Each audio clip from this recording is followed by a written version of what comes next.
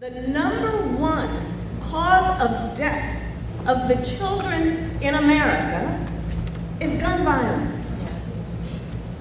Folks, we cannot normalize any of this.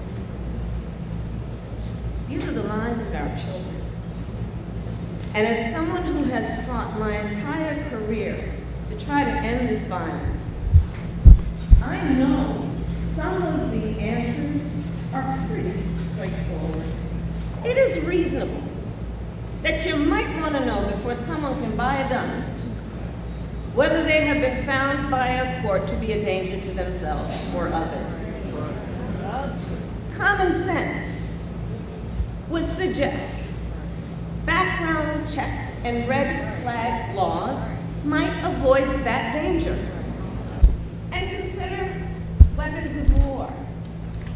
Weapons that were designed to kill a lot of people quickly.